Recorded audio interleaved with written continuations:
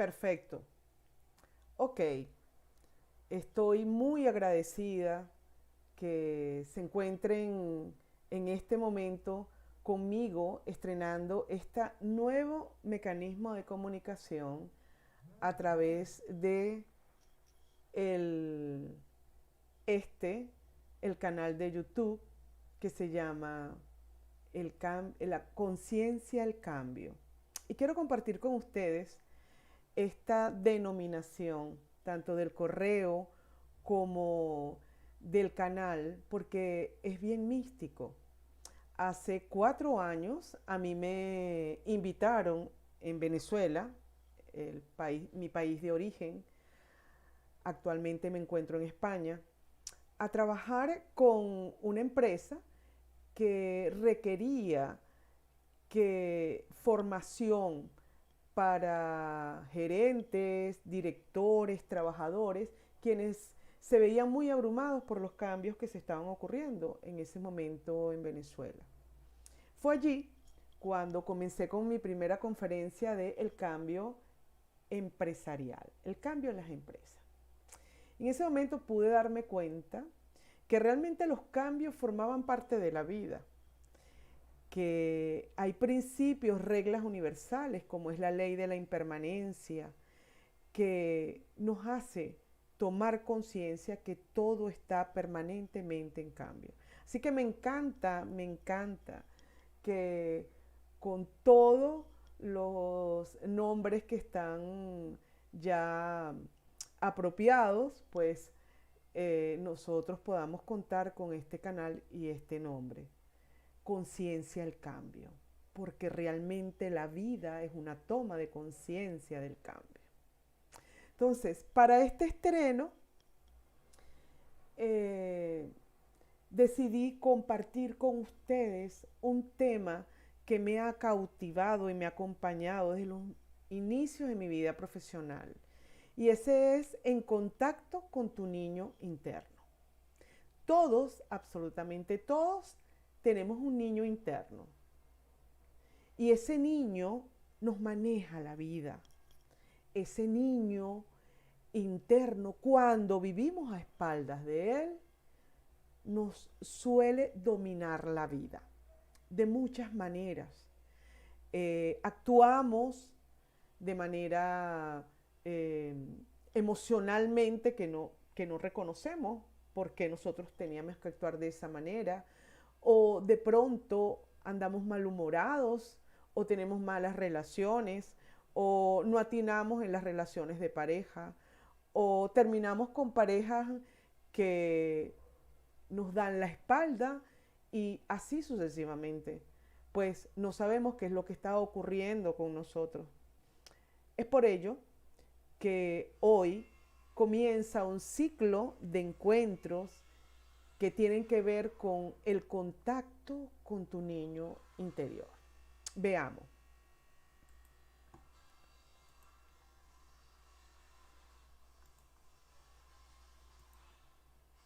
Fíjense, ese niño, un niño que a veces que vivimos a espalda de ese niño. Ese es un niño que tenemos que encontrar, que tenemos que atesorar, que tenemos que estar en contacto con él, que tenemos que saber cuándo aparece, cómo está reaccionando, cómo se siente. Y hay numerosos estudiosos que han hablado al respecto. Fíjense, soy Ruth Alvarado y para los que no me conocen o me conocen solo en un plano personal, les quiero decir porque fue una invitación para amigos, familiares y amigos. Una invitación a nivel personal. Y les quiero decir que en primer lugar le he ganado a la vida porque como ser humano mi intención ha sido sentirme cada día más feliz, poder transformar ese sufrimiento que habitaba en mí y que no me permitía sacar esa alegría y vivir cada momento y relacionarme de mejor manera.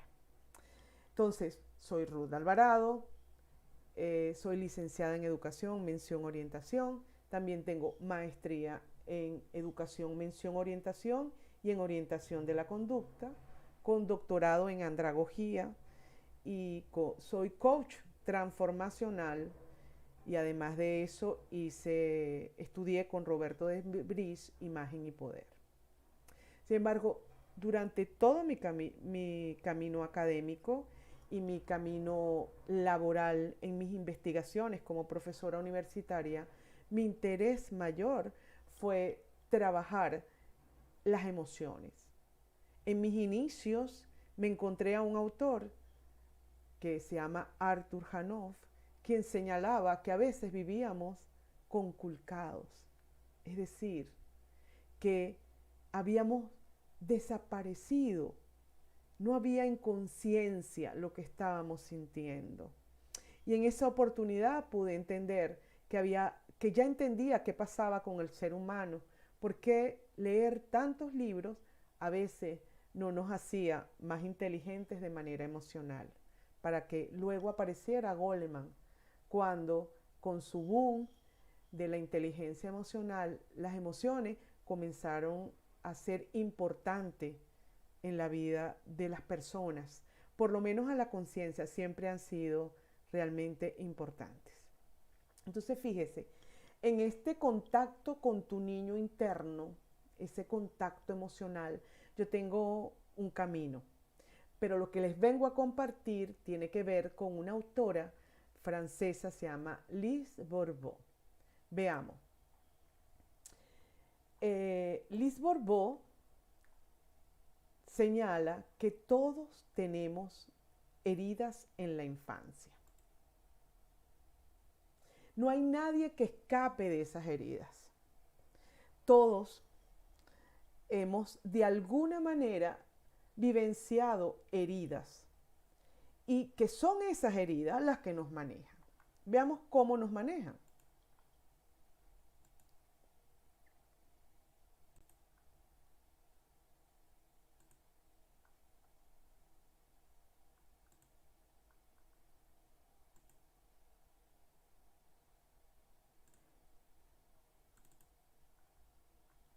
Observen. Esa es una fotografía real que apareció 100 años después. Que es el iceberg con el que se estrelló el Titanic. Como ustedes verán, cuando los que llevaban el Titanic, el capitán que llevaba el Titanic, lograron ver que había ese grandísimo iceberg, intentaron evadirlo, pero no alcanzaron completamente y terminó estrellándose en un lado y terminó hundiéndolo.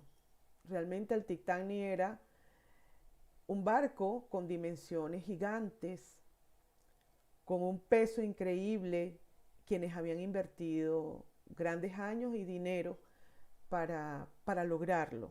Aún así, aún seguimos viendo su hundimiento de manera tan dramática, donde fallecieron numerosas personas.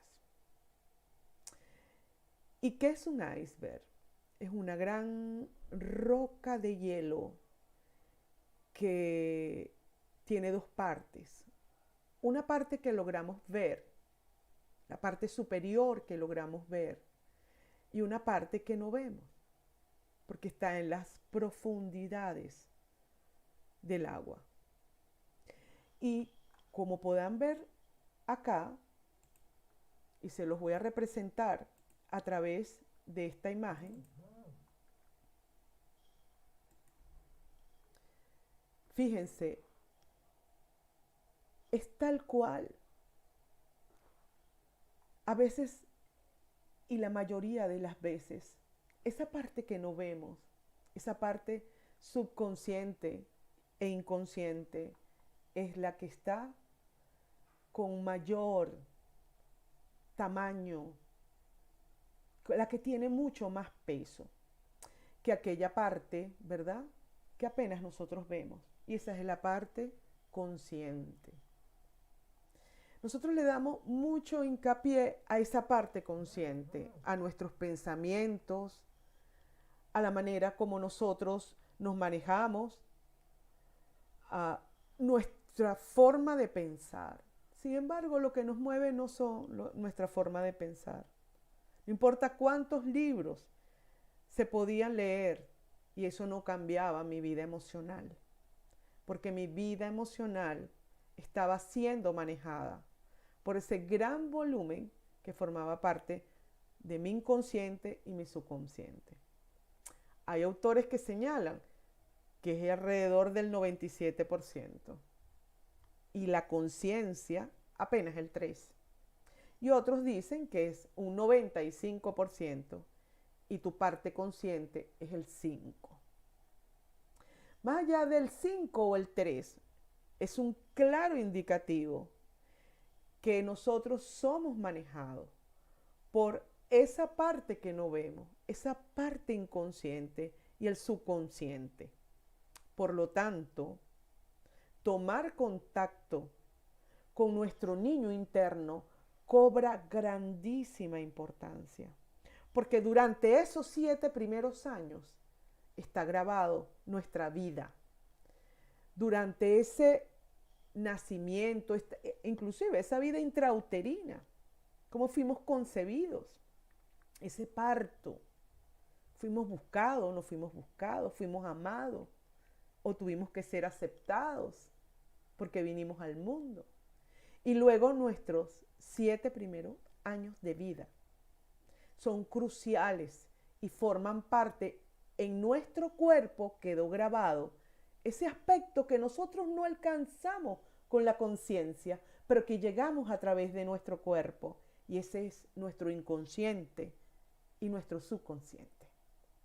Entonces, fíjense, encontrarnos, ese encuentro con ese niño interior, significa traer a la conciencia ese sentir, rescatar el cuerpo, rescatar ese cuerpo, eso que está grabado en tu cuerpo y que dirige tu vida.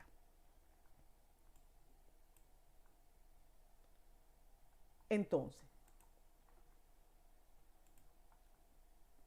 fíjense,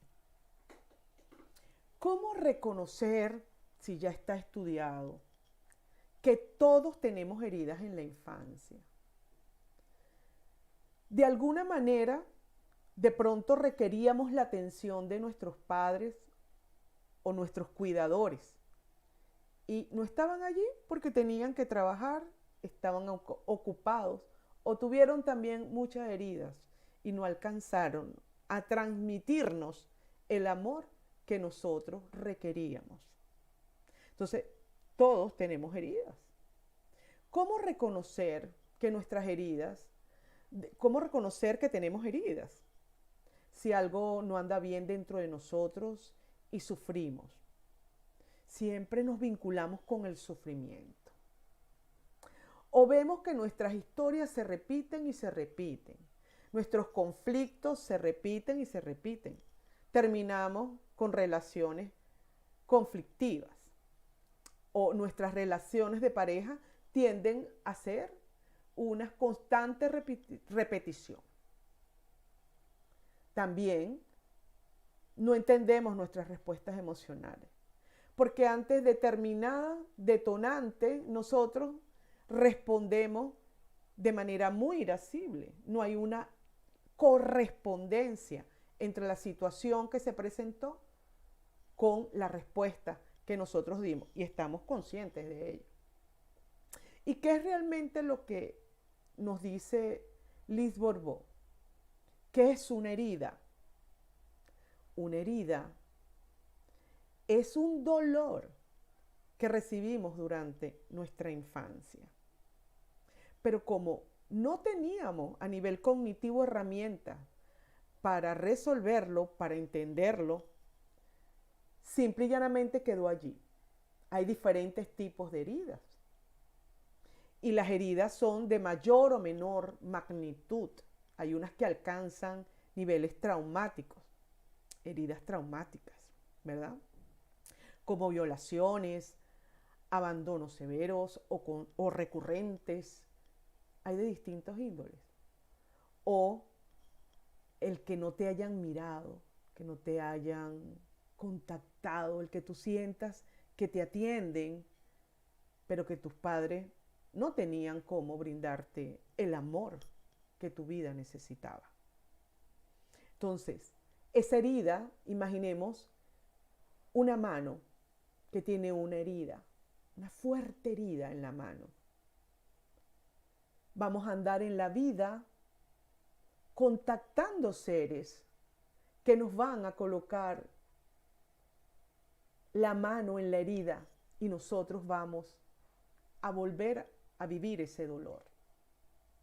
Y no es la persona que te está haciendo daño y tú crees que es la persona que te está haciendo daño.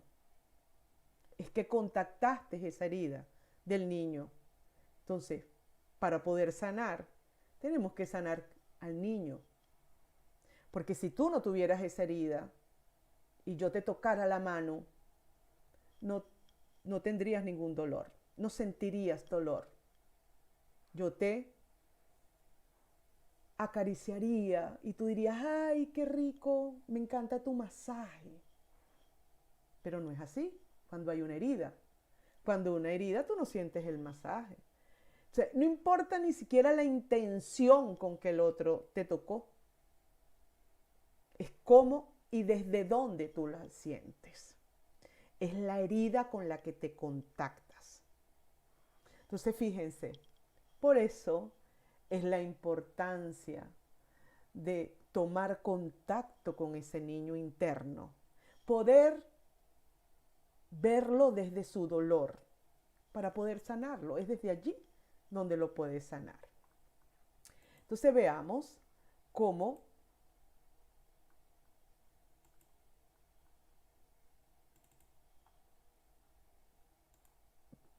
se forma la herida. Ya vemos que se forma en la infancia, pero hay múltiples razones, como por ejemplo cuando los padres emiten verbalmente etiquetas peyorativas al hijo. A lo mejor hasta es cultural. El niño es descalificado porque familiarmente la cultura, el país donde viva, las costumbres familiares, es normal, es natural. La familia lo ve de manera natural. Descalificar al niño, burlarse, reírse. También ocurre cuando los padres comparan entre hermanos u otro niño, sin ninguna mala intención. Pero el niño lo percibe como una descalificación. Y hay dolor.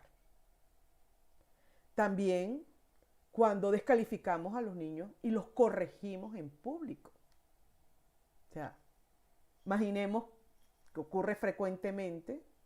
Tenemos hábitos alimenticios en las casas y permitimos en los hogares que los niños mastiquen con la boca abierta, que pueden agarrar algún alimento con las manos, pero cuando estamos en público y el niño hace lo que está haciendo en casa,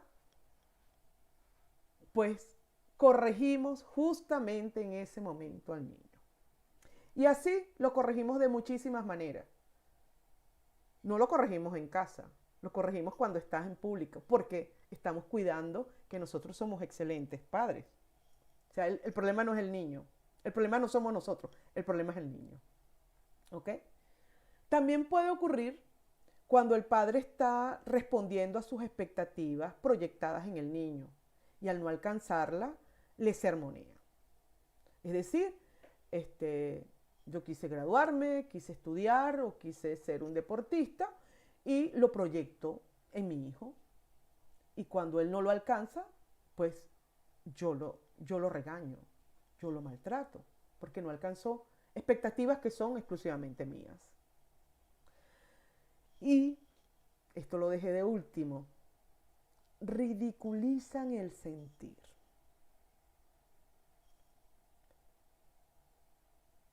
¿Por qué ese niño grabó esa vivencia como herida? Porque no se le permitió sentir. No se le permitió expresar la ira de ser comparado. No se le permitió llorar la tristeza del abandono, de la soledad, de la ausencia. Se le desconectó de sí. Cuando lo hacía se descalificaba, se burlaba, no se llora. Hay culturas familiares donde el llorar no está permitido, donde el sentir rabia no es asunto de los niños. Solo aquí me puedo enojar yo, pero el niño no puede hacerlo, aun cuando lo vea en los demás. E imagínate si sientes miedo. ¿Por qué sentir miedo? Si aquí estamos todos, nosotros estamos cerca. Vete a tu cuarto a dormir. No tienes que temer a nadie. Entonces, esa separación, de ese contacto con lo que él siente, ese contacto con su mundo interno, es el que nos toca a nosotros como adultos rescatar. Rescatar el sentir del niño. Encontrarte a ese niño. Buscarlo, dejarlo salir. Y dejarlo salir desde la emocionalidad. Desde cómo se siente. Liberarlo. Liberarlo de ese encierro. Liberarlo de haber estado durante tantos años preso en tu interior. En donde cada circunstancia era el resultado de su dolor, del grito que le permitiera salir. El niño fue víctima de las circunstancias. El niño no tenía herramientas cognitivas para defenderse de los padres, para defenderse de la educación. Pero tú como adulto ya no tienes por qué ser víctima. Tienes el poder para liberarlo y para liberarte, porque solo te liberas a través de liberar a tu niño interno, de permitirle salir, de permitirle sanar, de verlo y darle el amor que no recibiste. Verlo asustado, temeroso, apareció, lo abrazas, le permites sentir. Ven, yo te paterno, yo te materno. Eres tú como adulto quien le corresponde aprender a encontrarse con el niño, saber cuándo aparece, identificarlo para maternarlo y paternarlo. Ya no eres víctima de las circunstancias como adulto, ya eres protagonista de tu vida. Y hay que decir un alto ya al dolor y al sufrimiento.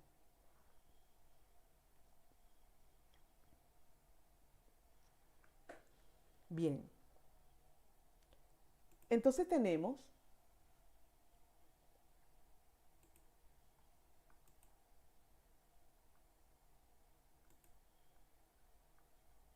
¿ok? Estoy pasando a la siguiente lámina, no la veo, ¿qué pasa? Un momentico. ¿Ok? ¿Ya? Ok, ya pasó. Bien. Entonces fíjense.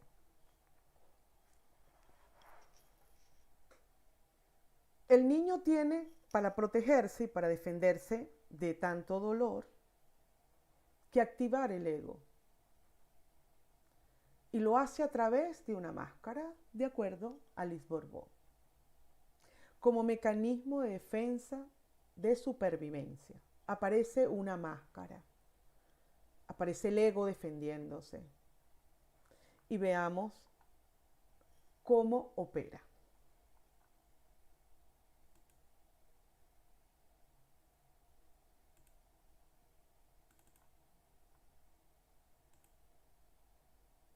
Veamos.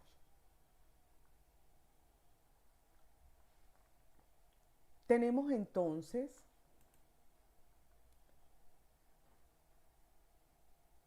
5 heridas. La herida de rechazo, la herida de la injusticia, la herida de la traición, la herida de la humillación y la herida del abandono. Cada una de ellas, ¿verdad?, tiene su propia máscara. Veamos las máscaras que están abajo. La herida de rechazo tiene la máscara del huidizo. La herida de la injusticia tiene la máscara del rígido. La herida de la traición tiene la máscara del controlador. La herida de la humillación tiene la máscara del masoquista. Y la herida del abandono tiene la máscara de la dependencia. Vean cómo opera. En la herida de rechazo, la persona no está a gusto consigo misma, acusa a los demás y se rechaza a sí mismo. Es una persona que busca relaciones de dependencia desde la víctima y necesita ser aceptado y siente mucho miedo a ser rechazado. ¿Quién lo activa? El padre del mismo sexo. Por ejemplo, en el caso de las mujeres, su madre. Y en el caso del hombre, su padre. ¿Cómo se forma? Bueno, el niño no se siente aceptado, el entorno es hostil, son padres ausentes que no protegieron. Y eso significa, para su interpretación y su juicio, que no vale. ¿Cuál es la máscara a identificar? El huidizo. Un niño, un adulto que tuvo un niño y que arrastra la herida de rechazo va a tender a huir. Es decir, abandona antes que lo abandonen. Se retira antes que lo retiren. Personas que ante cualquier conflicto se separan, dejan el trabajo o dejan la pareja o abandonan porque están permanentemente huyendo. En la herida de la injusticia es el padre del mismo sexo que nosotros. El caso de las mujeres, las mamás, y el caso de los hombres, los papás. Esta herida se forma con padres autoritarios que se les negó jugar y disfrutar. Buscan ser perfectos en todos los que tienen esta herida. Se exigen a sí mismos, también lo hacen con los demás. Y tienen mucho miedo, su gran miedo es a sentirse vulnerables, por lo que se ponen la máscara del rígido. Luego viene la herida de la traición. En la herida de la traición, ¿quién lo activa? El padre del sexo opuesto. Esta herida se caracteriza porque la persona es muy desconfiado porque se sintió traicionado por ese padre. En el caso de la mujer, por su papá. Y en el caso del hombre, por su mamá. O quien representaba, quien lo cuidaba, su cuidador. ¿Cómo se forma? Sintió que no fue colmada su necesidad de atención. Hasta a veces porque los padres trabajaran. O porque no estaban en capacidad de brindar la atención. Porque estaban desconectados consigo mismos. ¿Cuál es su mayor miedo? La mentira, porque le da una señal de debilidad. Son personas muy desconfiadas, son personas que viven pendientes de ser traicionados, pero la base fundamental es que terminaron traicionándose a sí mismos. ¿Cómo te traicionas a sí mismo? cuando no te atiendes, cuando no haces lo que tu vida necesita, cuando le entregas tu vida a otros. ¿Y cuál es su máscara? Controlador. Quieres controlar todo. ¿Crees que es de esa manera puedes evitar ser traicionado de nuevo? Y es de manera recurrente como puedes terminar en relaciones donde termines en infidelidad, tanto tuya como del otro. Pasemos entonces a la herida de la humillación. Esta herida no suelen tenerlo muchas personas, no es común tenerla. Lo activa el padre, cualquier padre de ambos sexos la puede activar. Se forma cuando los padres se avergüenzan del niño, por múltiples razones.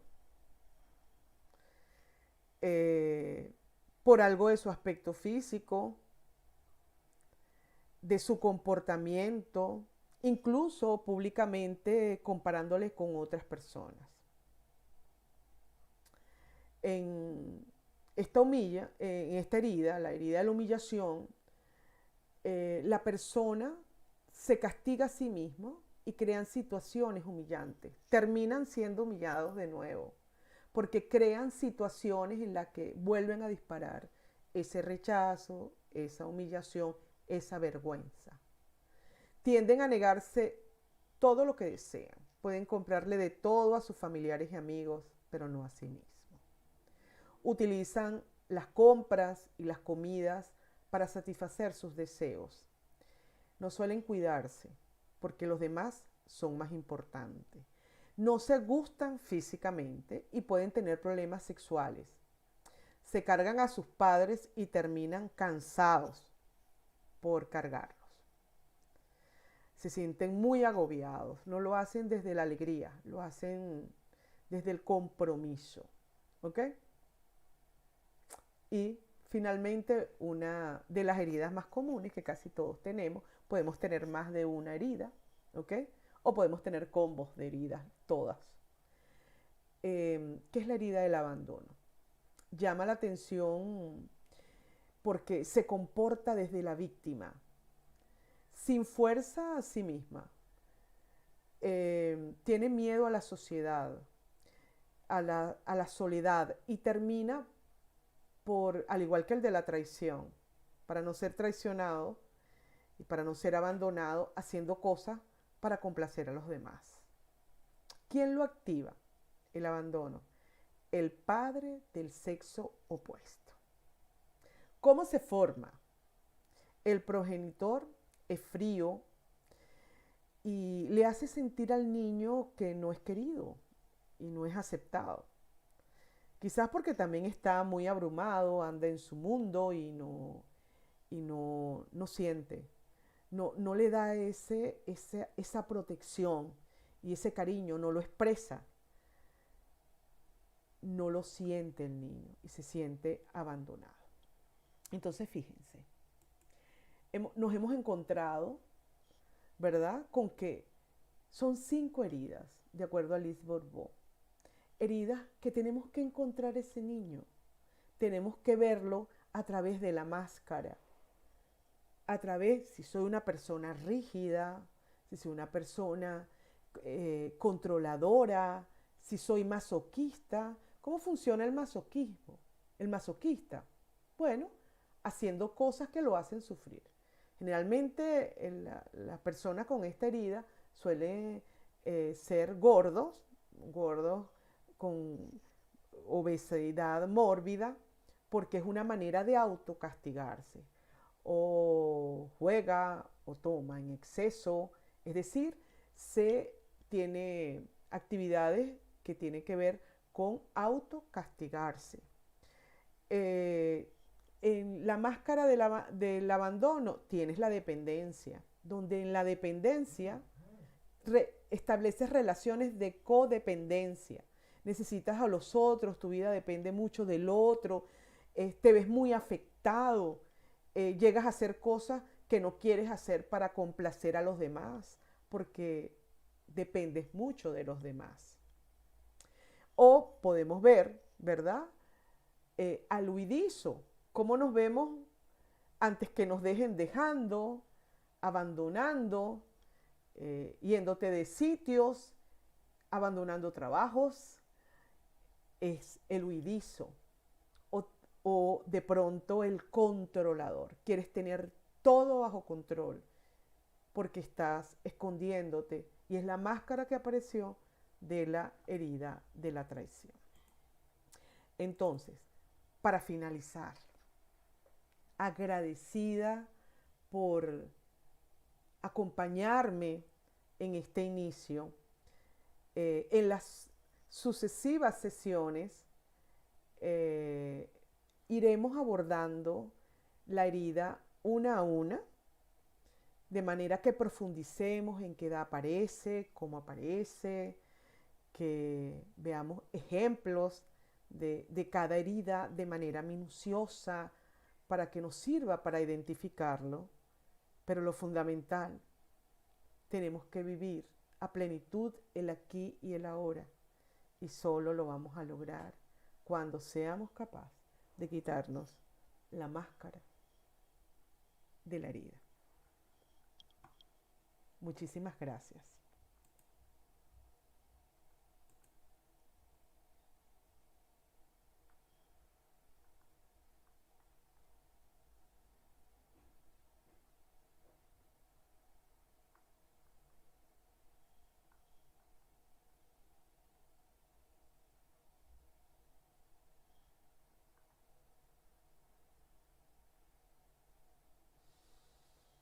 Si tienen alguna pregunta, me voy a quedar 5 minutos.